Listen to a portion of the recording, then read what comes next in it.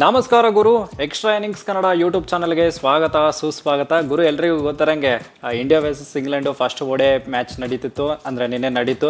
So ನಾವು live ಕೂಡ ಮಾಡಿದ್ವಿ, ಅದೆಲ್ಲ ಡಿಸ್ಕಸ್ ಮಾಡಿದ್ವಿ. ಬಟ್ ಇದು ಚಿಕ್ಕ ವಿಡಿಯೋದಲ್ಲಿ ಒಂದು ಚಿಕ್ಕ ಸಮರಿ ಇರಲಿ ಅಂತ ವಿಡಿಯೋ ಮಾಡ್ತಿದ್ದೀನಿ. ಸೊ ಎಲ್ಲರೂ ಪ್ಲೀಸ್ ನೋಡಿ, ಫುಲ್ ನೋಡಿ ಅಂತ ಹೇಳ್ತಾ, ಫಸ್ಟು ಮೊದಲನೇದಾಗಿ ಪಂದ್ಯದ ಬಗ್ಗೆ ಸಮರಿ ಹೇಳೋಕ್ಕಿಂತ ಮುಂಚೆ ಗುರು, ಏನು ಬ್ಯಾಟಿಂಗ್ ಅದು, ಏನು ಬೌಲಿಂಗ್ ಅದು, ಒಂದು ಒಳ್ಳೆ ಕಾಂಪ್ರಿಹೆನ್ಸಿವ್ ವಿಕ್ಟ್ರಿ ಅಂತ ಹೇಳ್ಬೋದು ಗುರು. ಕೊನೆ ಸ್ವಲ್ಪ ಆ ಕಡೆ ಆಯಿತು, ಬಟ್ ಪರವಾಗಿಲ್ಲ, ಸೂಪರಾಗಿ ಆಡಿದ್ದಾರೆ ಅಂತ. ಕಾಂಪ್ರಿಹೆನ್ಸಿವ್ ವಿಕ್ಟ್ರಿ ಅಂತ ಹೇಳ್ಬೋದು. ಈ ಥರ ಆಡ್ಬೇಕು ನೋಡ್ರಪ್ಪ, ಬ್ಯಾಟಿಂಗಲ್ಲೂ ಸೈ, ಬೌಲಿಂಗಲ್ಲೂ ಸೈ, ಫೀಲ್ಡಿಂಗಲ್ಲೂ ಸೈ, ಎಲ್ಲಕ್ಕೂ ಗ್ರೀನ್ ಟಿಕ್ಕು ಆ ಥರ ಇರ್ಬೇಕಪ್ಪ.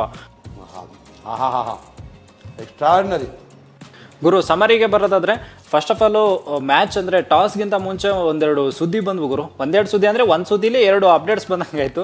ಏನಂದರೆ ಎರಡು ಡೆಬ್ಯೂ ಅಂತ ಬಂತು ಗುರು. ಜೈಸ್ವಾಲ್ ಮತ್ತು ಹರ್ಷಿತ್ ರಾಣಾ ಡೆಬ್ಯೂ ಮಾಡ್ತಿದ್ದಾರೆ ಅಂತ. ಹರ್ಷಿತ್ ರಾಣಾ ಮಾಡ್ತಿದ್ದಾರೆ ಅಂದರೆ ಓಕೆಪ್ಪ, ಅದು ಹೆಂಗೋ ನಮ್ಮ ರಾಣಾ ಆರ್ಮಿಯಿಂದ ಎಲ್ಲ ಒಂದು ಏನೋ ಅವರ ಒಂದು ಪ್ರಾರ್ಥನೆಯಿಂದ ರಾಣಾ ಆರ್ಮಿಯಿಂದ ಇವರು ರಾಣಾ ಅವರು ಡೆಬ್ಯೂ ಮಾಡ್ತಿದ್ದಾರೆ ಅಂತ ಅನ್ಕೋಬೋದಪ್ಪ. ಬಟ್ ಈ ಕಡೆ ಜೈಸ್ವಾಲು, ನಾನು ಏನು ಗುರು ಇದು ವೈಸ್ ಕ್ಯಾಪ್ಟನ್ನೇ ತೆಗೆದ್ಬಿಟ್ಟು ಇವ್ರು ಏನಾದರೂ ಗ್ಯಾಪಲ್ಲಿ ಜೈಸ್ವಾಲ್ನೇ ಆಡಿಸ್ತವ್ರೇನಪ್ಪ, ಇವ್ರನ್ನ ಮತ್ತೆ ಜೈಸ್ವಾಲ್ನೇ ವೈಸ್ ಕ್ಯಾಪ್ಟನ್ ಮಾಡಿದ್ರೇನಪ್ಪ ಅಂತ ಆ ಥರ ತಲೆಯಲ್ಲಿ ಬಂತು. ಬಟ್ ಸಡನ್ ಆಗಿ ಒಂದು ಅಪ್ಡೇಟ್ ಬಂತು ಗುರು, ಕೊಹ್ಲಿ ಕಾಕ ಇಲ್ಲ ಅಂತ. ಏನೋ ಹೊಡೆದಂಗಾಯ್ತು. ಕೊಹ್ಲಿ ಕಾಕ ಇಲ್ವಾ? ಆಮೇಲೆ ನೋಡ್ತೀನಿ ನೀ ಇಂಜುರಿ ಅಂತ ಬಂತು. ಅಪ್ಪ ಏನಪ್ಪ ಇದು ಅಂತ. ಫಸ್ಟ್ ಮ್ಯಾಚ್ ಫುಲ್ಲು ನಾಗ್ಪುರಲ್ಲಿ ಹೋಗಿದವ್ರಿಗೆ, ಅಂದರೆ ಅವರು ಕೊಹ್ಲಿ ಕಾಕ ಅವ್ರು ಬ್ಯಾಟಿಂಗ್ ನೋಡಬೇಕು ಅಂತ ಕೆಲವರು ಹೋಗಿರ್ತಾರೆ. ಸೊ ಅವ್ರಿಗಂತೂ ಬಿಗ್ ಡಿಸಪಾಯಿಂಟ್ಮೆಂಟ್ ಇರುತ್ತೆ.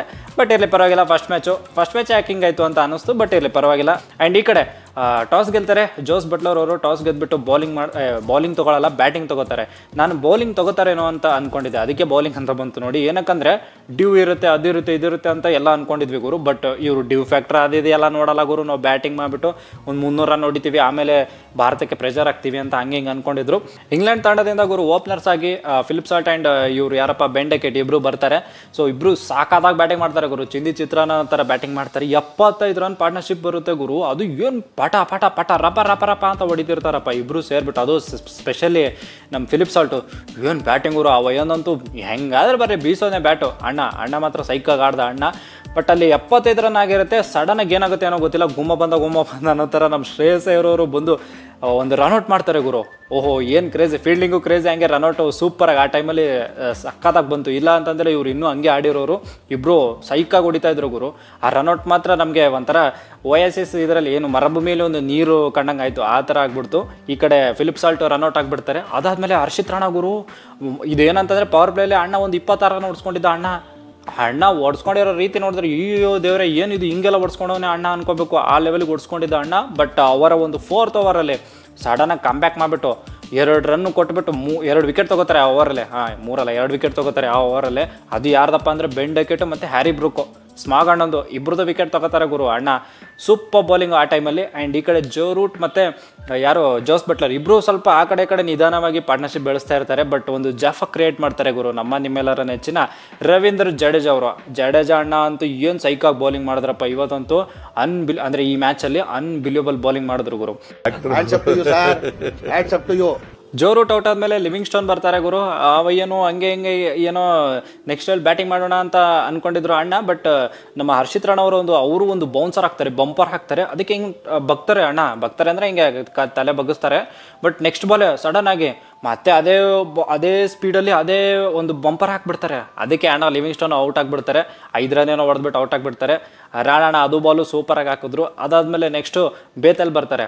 ಸೊ ಜೇಕಬ್ ಬೇತೆಲು ಆ್ಯಂಡ್ ಈ ಕಡೆ ಯಾರಪ್ಪ ಬಟ್ಲರು ಇಬ್ಬರು ಚೆನ್ನಾಗಿ ಪಾರ್ಟ್ನರ್ಶಿಪ್ ಬೆಳೀತಾ ಇರುತ್ತೆ ಗುರು. ಇಬ್ಬರದು ಸೈಕಾಗಿ ಬ್ಯಾಟಿಂಗ್ ಮಾಡ್ತಾ ಇರ್ತಾರೆ ಇಬ್ಬರು. ಅಂದರೆ ಪಾರ್ಟ್ನರ್ಶಿಪ್ ಬೆಳೆಸಿದ್ರು, ಸೂಪರಾಗೆ ಬೆಳೆಸಿದ್ರು. ಈ ಕಡೆ ಬೇತೆಲ್ ಅಣ್ಣ ಸ್ವಲ್ಪ ಟೈಮ್ ತೊಗೊಂಡ ಅಣ್ಣ. ಆ ಕಡೆ ನಮ್ಮ ಬಟ್ಲರು 50 ಹೊಡಿತಾರೆ. ಆ್ಯಂಡ್ 50 ಹೊಡೆದು ಅವರು ಔಟ್ ಆಗಿಬಿಡ್ತಾರೆ ಗುರು. ಅದು ಅಕ್ಷರ್ ಪಟೇಲ್ಗೆ ಹೆಂಗೆಂಗೋ ಔಟ್ ಆಗಿಬಿಟ್ರು ಗುರು. ಅದಂತೂ ಔಟ್ ಆಗುವಂಥ ಬಾಲೇ ಇರಲಿಲ್ಲ, ಬಟ್ ಆದರೂ ಹಿಂಗೂ ಔಟ್ ಆಗಿಬಿಟ್ರು. ಅದು ಒಂದು ಲಕ್ಕಿ ವಿಕೆಟ್ ಅಂತಲೇ ಹೇಳ್ಬೋದು ನಮಗೆ. ಈ ಕಡೆ ಬೇತೆಲ್ ಅಣ್ಣನೂ ಅವರು ತಂಪಾಟಿಗೆ ತಾವು ಒಂದು 50 ರನ್ಸ್ ಹೊಡೆದ್ಬಿಟ್ಟು ಅವರು ಔಟ್ ಆಗಿಬಿಡ್ತಾರೆ. ಆ್ಯಂಡ್ ಕೊನೆಯಲ್ಲಿ ಎಲ್ಲ ಔಟ್ ಆಗಿಬಿಡ್ತಾರೆ ಗುರು. ಇವರೆಲ್ಲ ಕಾರ್ಸು ಗಿರ್ಸಿ ಎಲ್ಲ ಔಟ್ ಆಗಿಬಿಡ್ತಾರೆ. ಕೊನೆಯಲ್ಲಿ ಜೋಫ್ರಾ ಆರ್ಚರ್ ಒಂದು 21 ರನ್ ಹೊಡಿತಾನೆ ಅಣ್ಣ. 3 4 1 6. ಅದೊಂದು ಚೂರು ಏನೋ ಲಾಸ್ಟ್ಗೆ ಸ್ವಲ್ಪ ರನ್ಸ್ ಕೊಡ್ತಾರೆ ನಮ್ಮವರು ಅನ್ನೋ ಥರ. ಬಟ್ ಇಲ್ಲಿ ಪರವಾಗಿಲ್ಲ, ಜೋಫ್ರಾ ಆರ್ಚರ್ ಹೊಡೆದ್ಬಿಟ್ಟು ಕೊನೆಯಲ್ಲಿ 248 ರನ್ಗೆ ಸಟ್ಪಟ್ ಡುಡುಮಂತ ಮುಗಿಸ್ಬಿಡ್ತಾರೆ. ಆಲ್ ಔಟ್ ಆಗಿಬಿಡ್ತಾರೆ ಇಂಗ್ಲೆಂಡ್ ಅವರು. 249 ನಮಗೆ ಟಾರ್ಗೆಟ್ ಇರುತ್ತೆ ಗುರು. 249 ಟಾರ್ಗೆಟ್ ಬೆನ್ನತ್ತಕ್ಕೆ ಬರ್ತಾರೆ ನಮ್ಮ ಭಾರತ ತಂಡದ ಓಪನರ್ಸ್. ಸೊ ರೋಹಿತ್ ಶರ್ಮಾ ಮತ್ತು ಜೈಸ್ವಾಲ್ ಓಪನಿಂಗ್ ಬರ್ತಾರೆ ಗುರು. ಜೈಸ್ವಾಲ್ ಅವರು ಸ್ವಲ್ಪ ಆ ಕಡೆ ಒಂದು 2-4 ಹೊಡೆದ್ಬಿಟ್ಟು ಜಲಕ್ ತೋರಿಸಿದ್ರು. ಬಟ್ ಆದರೆ ಜೋಫ್ರಾ ಆರ್ಚರ್ ಜಫಾ ಏನು ಕ್ರಿಯೇಟ್ ಮಾಡಿಬಿಟ್ಟ ಅಣ್ಣ. ಸೊ ಅದಕ್ಕೆ ಔಟ್ ಆಗಿಬಿಟ್ರು ನಮ್ಮ ಜೈಸ್ವಾಲ್ ಅವರು. ಆ್ಯಂಡ್ ಈ ಕಡೆ ರೋಹಿತ್ ಅವರು. ಸೊ ಇದು ನಂಗೆ ಗೊತ್ತಿಲ್ಲ ಗುರು, ಏನು ಹೇಳ್ಬೇಕು ಅಂತ ಅರ್ಥ ಆಗ್ತಿಲ್ಲ. ಅಂದರೆ ಆಕ್ರೋಶ ಇದೆ, ಆಕ್ರಂದನ ಇದೆ, ಏನೇನೇ ಇದೆ, ಏನು ಹೇಳ್ಬೇಕು ಅಂತ ಗೊತ್ತಾಗ್ತಿಲ್ಲ ಗುರು. ಹಿಟ್ ಮ್ಯಾನು ಒಂಥರ ಹೆಂಗಂದ್ರೆ ಫಸ್ಟ್ ಮ್ಯಾಚು ಅಂತ ಇರಲಿ ಪರವಾಗಿಲ್ಲ, ಫಸ್ಟ್ ಮ್ಯಾಚ್ ದೇವರಿಗೆ ಅಂತ ಬಿಡಬೇಕು, ಇಲ್ಲ ಫಾರ್ಮ್ ಬರ್ತಾರೆ ನೆಕ್ಸ್ಟ್ ಮ್ಯಾಚು ಅಂತ ಕಾಯ್ಕೊಂಡು ಕೂಡಬೇಕು. ಏನು ಗೊತ್ತಾ ಇವ್ರು ಔಟ್ ಆಗೋ ರೀತಿ ನೋಡಿದ್ರೇ ಭಯ ಆಗುತ್ತೆ ಗುರು. ಅದೇನಂದ್ರೆ ಒಂದು ಸರ್ಕಲ್ ಇದ್ದಾರೆ, ಸರ್ಕಲ್ ಒಳಗಡೆನೆ ಔಟ್ ಆಗ್ತವ್ರೆ. ಎಲ್ಲೋ ದೂರ ಆ ಕಡೆ ಅದು ಅಲ್ಲೂ ಇಲ್ಲ, ಸರ್ಕಲ್ ಒಳಗಡೆನೆ. ಅದು ಪುಲ್ ಶಾಟ್ ಹೊಡಿತಾರೆ, ಅಲ್ಲೇ ಸರ್ಕಲ್ ಒಳಗಡೆನೆ ಬೀಳುತ್ತೆ. ಈ ಕಡೆ ಫ್ಲಿಕ್ ಹೊಡಿತಾರೆ, ಅದು ಸರ್ಕಲ್ ಒಳಗಡೆನೆ ಬೀಳ್ತಾ ಇದೆ. ಸೊ ಅದು ಬಿಗ್ ಡಿಸಪಾಯಿಂಟ್ಮೆಂಟ್ ಅಲ್ಲಾಗ್ತಿರೋದು. ಆಬ್ವಿಯಸ್ಲಿ ಕ್ರಿಕೆಟ್ ಆದಮೇಲೆ ಬ್ಯಾಟ್ಸ್ಮನ್ ಆದಮೇಲೆ ಔಟ್ ಆಗದೆ, ಅದು ಪ್ರಾಬ್ಲಮ್ ಇಲ್ಲ. ಆ ರೀತಿ ನೋಡಿದ್ರೇ ಭಯ ಆಗುತ್ತೆ ಗುರು, ಏನಕ್ಕೆ ಹಿಂಗೆ ಅಂತ. ದೇಹಾದ್ಯಂತ ಸಹಿಸಲಾಗದ ಮರಣ ಸಂಕಟ. ಬಟ್ ನೋಡೋಣ ಗುರು, ಸೆಕೆಂಡ್ ಮ್ಯಾಚಲ್ಲಿ ಸೀರಿಯಸ್ಲಿ ಫಾರ್ಮಿಗೆ ಬರಬೇಕು. ಇಲ್ಲಾಂದರೆ ತುಂಬ ಇದಾಗುತ್ತೆ, ನಮಗೆ ನೋವಾಗುತ್ತೆ. ಏನಕ್ಕಂದರೆ ಕ್ಯಾಪ್ಟನ್ ಬೇರೆ ಅಲ್ವಾ, ಕ್ಯಾಪ್ಟನ್ ನಾಕ್ ಇರಲೇಬೇಕು ಗುರು. ಇಲ್ಲಾಂದರೆ ಪ್ರೆಷರ್ ಬೀಳುತ್ತೆ, ಟೀಮ್ ಮೇಲೇನೂ ಪ್ರೆಷರ್ ಬೀಳುತ್ತೆ ಗುರು. ಇಲ್ಲಿ ಪರವಾಗಿಲ್ಲ. ಸೊ 19 ರನ್ಗೆ 2 ವಿಕೆಟ್ ಆಯಿತು. ಅದಾದಮೇಲೆ ಶ್ರೇಯಸ್ ಅಯ್ಯರ್ ಬರ್ತಾರೆ. ಈ ವೈಯನ್ ಬಗ್ಗೆ ಏನು ಬೇಕು ಅಂದರೆ ಲೈಕ್ ಒಂಥರ ರೆಸ್ಪೆಕ್ಟ್ ಬೇಕು, ರೆಸ್ಪೆಕ್ಟ್ ಕೊಡಬೇಕು ಗುರು. ಎಷ್ಟು ಕೊಟ್ಟರು ಸಾಲದು ಅನ್ನೋ ಥರ. ಎಂತೆಂಥ ಮ್ಯಾಚ್ ಆಡಿಲ್ಲ ಅಂತೀನಿ ನಾನು. ಇದು ಯಾವುದೋ ODI ವರ್ಲ್ಡ್ ಕಪ್ಪಲ್ಲಿ ಅಲ್ಲೂ ಸೈಕಾಗಿ ಆಡ್ಬಿಟ್ಟ ಅಣ್ಣ. ಇವತ್ತು ನೋಡಿ ಗುರು, ವಿಕೆಟ್ ಹೋಗದೇ ಇರಲಿ, ನಾನು ಆಡೋದೇ ಹಿಂಗೆ, ನನ್ನ ರೀತಿನೇ ಹಿಂಗೆ ಅಂತ 4 ಮೇಲೆ 4 ಆ ಪುಲ್ ಶಾಟ್ ಎಲ್ಲ ಅಣ್ಣನೂ ಹೊಡೆದ ಗುರು. ಅಣ್ಣ ಏನದು ಬೌನ್ಸರ್ಸ್ಗೆ ಅಬ್ಬಬ್ಬಬ್ಬ ಕ್ರೇಜಿ ಗುರು. ಶ್ರೇಯಸ್ ಅಯ್ಯರ್ ಬಂತು ಟಾಪ್ ಕ್ಲಾಸ್ ನಾಕ್ ಅಂತಲೇ ಹೇಳ್ಬೋದು ಗುರು. ಆಡಿರೋದು 36 ಬಾಲು, ಹೊಡೆದಿರೋದು 59 ರನ್ನು. ಅಣ್ಣ ಅಂತೂ ಒಂಥರ ಭಯ ಹೊಡಿಸ್ಬಿಟ್ಟ ಅಣ್ಣ ಇಂಗ್ಲೆಂಡ್ ಅವ್ರಿಗಂತೂ. ಆ ಲೆವೆಲ್ಗೆ ಬ್ಯಾಟಿಂಗ್ ಮಾಡಿಬಿಟ್ಟ. ಅಣ್ಣಗೆ ಹ್ಯಾಟ್ಸ್ ಆಫ್ ಹೇಳಲೇಬೇಕು ಗುರು. ಇದು ತೊಲೆ. ಆ್ಯಂಡ್ ಈ ಕಡೆ ನಂಬರ್ 3 ನಮ್ಮ ಶುಭನ್ ಗಿಲ್ ಬರ್ತಾರಲ್ವ. ಸೊ ಶುಭನ್ ಗಿಲ್ಲು ಕೊಹ್ಲಿ ಜಾಗದಲ್ಲಿ ಆಡ್ತಿರ್ತಾರೆ. ಈ ಶುಭನ್ ಗಿಲ್ ಆ್ಯಂಡ್ ಶ್ರೇಯಸ್ ಅಯ್ಯರ್ ಮಧ್ಯೆ ಇಬ್ಬರು ಮಧ್ಯೆ ಸಖತ್ತಾಗಿ ಏನು ಪಾರ್ಟ್ನರ್ಶಿಪ್ ಬೆಳೀತಾ ಇರುತ್ತೆ. ಆ್ಯಂಡ್ 113 ರನ್ ಆಗಿರುತ್ತೆ. ಆ ಟೈಮಲ್ಲಿ ಸ್ವಲ್ಪ ನಮ್ಮ ಶ್ರೇಯಸ್ ಅಯ್ಯರ್ ಅವರು ಹಂಗೆ ಹಿಂಗೋ ಆಡೋಕ್ಕೋಗಿ LBW ಆಗಿಬಿಡ್ತಾರೆ. ಜೇಕಬ್ ಬೆಥೆಲ್ಗೆ ಔಟ್ ಆಗ್ತಾರೆ. 113 ರನ್ 3 ವಿಕೆಟ್ ಇರುತ್ತೆ. ಈ ಟೈಮಲ್ಲಿ ಫ್ಲೋಟರ್ ಆಗಿ ಜುಯ್ ಅಂತ ರೈಟ್ ಲೆಫ್ಟ್ ಕಾಂಬೋ ಇರಲಿ ಮತ್ತೆ ಅಂತ ಹೇಳ್ಬಿಟ್ಟು ಯಾರು ಅಕ್ಷರ್ ಪಟೇಲ್ನ ಕರ್ಕೊಂಡ್ಬರ್ತಾರಪ್ಪ. ಸೊ ಅಕ್ಷರ್ ಪಟೇಲ್ ಅಂತೂ ಗುರು ಎಲ್ಲಾದರೂ ಆಡಿಸಿ, ನೀವು ಫ್ಲೋಟರ್ ಆದರೂ ಆಡಿಸಿ, ಎಲ್ಲಾದರೂ ಆಡಿಸಿ, ನಾನು ಚೆನ್ನಾಗಿ ಸೂಪರಾಗಿ ಆಡ್ತೀನಿ ಅಂತ ಹೇಳ್ಬಿಟ್ಟು ಅವರು 50 ಮಾಡ್ಕೊಂಡ್ಬಿಡ್ತಾರೆ ಗುರು. ಸೈಕಾಗಿ ಬ್ಯಾಟಿಂಗ್ ಮಾಡ್ತಾರೆ. ಸೂಪರ್ ನಾಕ್ ಅಂತಲೇ ಹೇಳ್ಬೋದು. ಆ್ಯಂಡ್ ಈ ಕಡೆ ಶುಭ್ಮನ್ ಗಿಲ್ ಅವ್ರ ಬಗ್ಗೆ ಏನು ಹೇಳ್ಬೇಕಪ್ಪ, ಅನ್ಬಿಲೋಬಲ್ ಬ್ಯಾಟಿಂಗ್ ಅಂತ ಹೇಳ್ಬೋದು ಗುರು. ಏನಕ್ಕಂದರೆ ವೈಸ್ ಕ್ಯಾಪ್ಟನ್ ಆಗಿಬಿಟ್ಟು ಹೆವಿ ಪ್ರೆಷರ್ ಇರುತ್ತೆ, ಹಂಗೆ ಇರುತ್ತೆ ಹಿಂಗೆ ಇರುತ್ತೆ. ಆ್ಯಂಡ್ ಹೊರಗಡೆ ಐಸ್ ಅಂತ ಹೆಂಗಿದೆ ಅಂತಂದರೆ ಅಣ್ಣಂದು 58 ಎವರೇಜ್ ಇದೆ. ಬಟ್ ಆದರೆ ಯಾರು ನೋಡಲ್ಲ, ಅದು ಅವ್ರಿಗೆ ತಮ್ಮ ಪ್ಲೇಯರ್ಸ್ ಬೇಕಲ್ವಾ. ಸೊ ಹಂಗಂತ ಹೇಳ್ಬಿಟ್ಟು ಶುಭನ್ ಗಿಲ್ ಮೇಲೆ ಹೆವಿ ಪ್ರೆಷರ್ ಇತ್ತು. ಅಣ್ಣ ಸಖತ್ತಾಗಿ ಆಡ್ಬಿಟ್ರು, ಸೂಪರಾಗಿ ಆಡಿದ್ರು. ಅಣ್ಣ 87 ರನ್ ಹೊಡಿತಾರೆ. ಏನೋ ಸೆಂಚುರಿ ಹೊಡಿಬೋದಾಗಿತ್ತು, ಬಟ್ ಅದು ಸ್ವಲ್ಪ ಏನು ಕಾರಣಗಳು, ಸ್ವಲ್ಪ ಸರ್ಕಮ್ಸ್ಟೆನ್ಸಸ್ ಹಂಗಿತ್ತು, ಹೊಡಿಬೇಕು ಅಂತಲೇ ಇತ್ತು. ಸೊ ಹೊಡಿಯೋಕೆ ಹೋಗ್ಬಿಟ್ಟು ಔಟ್ ಆಗಿಬಿಡ್ತಾರೆ. 87 ರನ್ಗೆ ಔಟ್ ಆಗ್ತಾರೆ. ಆ್ಯಂಡ್ ಈ ಕಡೆ ಹಾರ್ದಿಕ್ ಪಾಂಡೆ ಮತ್ತು ಹಾರ್ದಿಕ್ ಪಾಂಡೆ ಜಡೇಜಾಗೆ ಹೇಳೋಕ್ಕಿಂತ ಮೊದಲು KL ರಾಹುಲ್ ಅವ್ರ ಬಗ್ಗೆ ಹೇಳ್ಬೇಕಲ್ಲಪ್ಪ. ಅಕ್ಷರ್ ಪಟೇಲ್ ಔಟ್ ಆದಮೇಲೆ ರಾಹುಲ್ ಅಣ್ಣ ಬರ್ತಾರಲ್ಲ, ರಾಹುಲ್ ಅಣ್ಣ ಯಾಕಪ್ಪ ಹಿಂಗೆ 2 ರನ್ ಹೊಡೆದ್ಬಿಟ್ಟು ಔಟ್ ಆಗಿಬಿಟ್ರು. ಅದು ಏನದು ಏನು ಹೇಳ್ಬೇಕು ಅಂತ ಗೊತ್ತಾಗಲ್ಲಪ್ಪ. ಇವಾಗ ರಾಹುಲ್ ಅಣ್ಣ ಅಂತ ತೆಗೆದ್ಬಿಟ್ಟು ರಿಷಬ್ ಪಂತ್ ಆಡಿಸಿ ಅಂತ ತುಂಬ ಜನ ಬಂದು ಹೇಳ್ತಾರಪ್ಪ ಒಂದೇ ಮ್ಯಾಚ್ ನೋಡ್ಬಿಟ್ಟು. ಹೆಂಗೆ ಅಂದರೆ ಲೈಕ್ ಅದು ಸಾಫ್ಟ್ ಡಿಸ್ಮಿಸಲ್ ಬೇರೆ, ಏನು ಹೇಳ್ಬೇಕು ಅಂತಲೇ ಅರ್ಥ ಆಗಲ್ಲ. ಬಟ್ ರಾಹುಲ್ ಅಣ್ಣ ಇರಲಿ ಪರವಾಗಿಲ್ಲ, ಒಂದು ಮ್ಯಾಚ್ ಹಂಗೂ ಹಿಂಗೂ ಆಗುತ್ತೆ ಅಂತ. ಇವಾಗ ಹೆಂಗೆ ರೋಹಿತ್ ಅವ್ರದ್ದು ಹಂಗೂ ಹಿಂಗೂ ಆಯ್ತಲ್ವ, ಹಂಗೆ ರಾಹುಲ್ ಅಣ್ಣದು ಹಂಗೂ ಹಿಂಗೂ ಆಯಿತು ಅಂತಲೇ ಅನ್ಕೋಬೇಕು, ಮತ್ತಿನ್ನೇನಿಲ್ಲ. ಆ್ಯಂಡ್ ಈ ಕಡೆ ಹಾರ್ದಿಕ್ ಪಾಂಡೆ ಮತ್ತು ಜಡೇಜಾ ಸೊ ಆ ಕಡೆ ಸ್ವಲ್ಪ ಹಂಗೆ ಹಿಂಗೂ ಆಡ್ಬಿಟ್ಟು ಒಟ್ಟಿನಲ್ಲಿ ಕೊನೆಯಲ್ಲಿ ಸ್ವಲ್ಪ ಆ ಕಡೆ ಆಯಿತು. ಬಟ್ ಪರವಾಗಿಲ್ಲ ಅಂತ ಹೇಳ್ಬಿಟ್ಟು ಕಾಂಪ್ರಿಹೆನ್ಸಿವ್ ವಿಕ್ಟ್ರಿನ ತಂದು ಕೊಟ್ಟರು. 248 ರನ್ 49 ಟಾರ್ಗೆಟ್ ಇತ್ತು. ಎಲ್ಲ ನೀಟಾಗಿ ಬ್ಯಾಲೆನ್ಸ್ ಮಾಡಿ ಗೆದ್ದಿದ್ದಾರೆ. ಸೊ ಭಾರತ ತಂಡ ಫಸ್ಟ್ ಮೊದಲ ಪಂದ್ಯ ಸೂಪರ್ಬಾಗಿ ಗೆದ್ದಿದ್ದಾರೆ. ಸುಲಭದ ಜಯ ಅಂತ ಹೇಳ್ಬೋದು ಗುರು.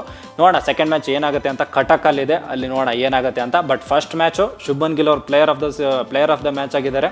ಕೊಹ್ಲಿ ಜಾಗದಲ್ಲಿ ಬಂದ್ಬಿಟ್ಟು ಪ್ಲೇಯರ್ ಆಫ್ ದ ಮ್ಯಾಚ್ ಆಗೋದು ಸಾಮಾನ್ಯ ವಿಷಯ ಅಲ್ಲ. ಶುಭನ್ ಗಿಲ್ ಅವ್ರಿಗೆ ಹ್ಯಾಟ್ಸ್ ಆಫ್ ಹೇಳಲೇಬೇಕು. ಕ್ಲಾಪ್ಸ್ ಹೊಡ್ರಿ, ಸುಮ್ಮನೆ ಕೂತಿರಲ್ಲ. ಆ್ಯಂಡ್ ಗುರು ಒಂದೇ ಒಂದು ಮಿಸ್ ಹೊಡೆದೆ, ಏನಂತಂದರೆ ಜಡೇಜಾ ಅವ್ರದ್ದು 600 ವಿಕೆಟ್ಸ್ ಗುರು. International wickets 600 wickets. ನನ್ನ ಮಗನ 6000 ಆ್ಯಂಡ್ 6000 ರನ್ಸ್ ಆ್ಯಂಡ್ 600 ವಿಕೆಟ್ಸ್ ಸಾಧನೆ ಮಾಡಿರುವ 2ನೇ ಇಂಡಿಯನ್ ಪ್ಲೇಯರ್ ಇವರು.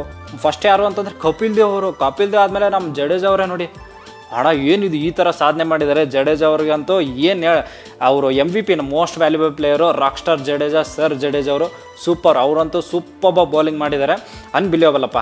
ಒಟ್ಟಿನಲ್ಲಿ ಎಲ್ಲ ಸೈಕಾಗಿ ನಡೀತು ಅಂತ, ಅಂದರೆ ಸೈಕಾಗಿ ಮ್ಯಾಚ್ ನಡೀತು ಆ್ಯಂಡ್ ಸೈಕಾಗಿ ಪರ್ಫಾರ್ಮೆನ್ಸ್ ಎಲ್ಲ ನಡೀತು. ಬ್ಯಾಟಿಂಗ್ ಬೌಲಿಂಗ್ ಫೀಲ್ಡಿಂಗ್ ಎಲ್ಲ ಟಿಕ್ ಮಾರ್ಕ್ ಅಂತ ಹೇಳ್ತಾ ಈ ವಿಡಿಯೋ ಪ್ಲೀಸ್ ಯಾರಿಗೆ ಇಷ್ಟ ಆಗಿದೆ ಅವರೆಲ್ಲ ಪ್ಲೀಸ್ ಲೈಕು ಶೇರು ಸಬ್ಸ್ಕ್ರೈಬ್ ಎಲ್ಲ ಮಾಡ್ರಪ್ಪ. ಏನಕ್ಕಂದರೆ ಇದು ನನ್ನ ಕಳಕಳಿಯ ಬೇಡಿಕೆ.